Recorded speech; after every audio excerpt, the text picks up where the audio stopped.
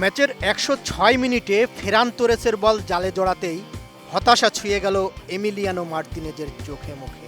পুরো ম্যাচে একের পর এক দুর্দান্ত সেভ করেও যেন শেষ সময় আর পারলেন না।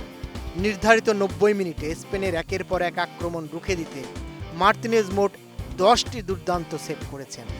এর মধ্যে ম্যাচের ৮৭তম মিনিটে অষ্টম সেভটি করার মাধ্যমে তিনি ১৯৬৬ সালের পর পুরুষ বিশ্বকাপ ফাইনালে কোনো গোলরক্ষকের যৌথ সর্বোচ্চ সেভের বিশ্ব রেকর্ড স্পর্শ করেন।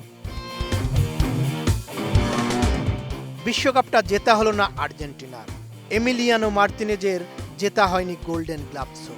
তারই চোখের সামনে দিয়ে এই পুরস্কার নিয়ে গেলেন স্পেন গোলরক্ষক উনাই সিমোন।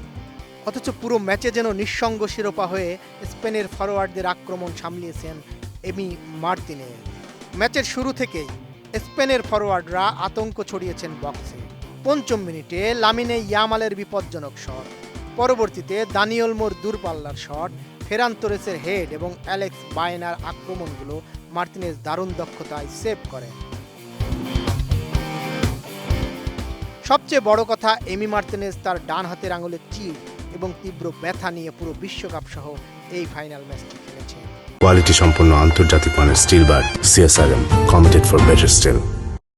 দলের প্রয়োজনে অস্ত্রোপচার না করিয়ে এই অসহ্য যন্ত্রণা সহ্য করেই তিনি ছিলেন মাঠের সেরা পারফর্মার।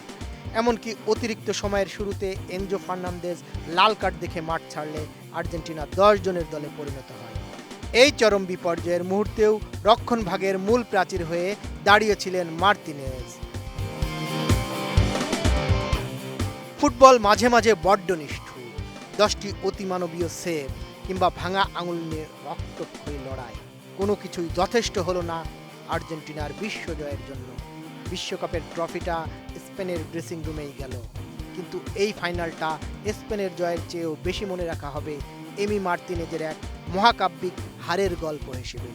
ভাগ্য হয়তো আর্জেন্টিনার দিকে তাকায়নি, তবে মার্তিনেজ প্রমাণ করেছেন হেরে গিয়েও কিভাবে অমর থাকা যায়।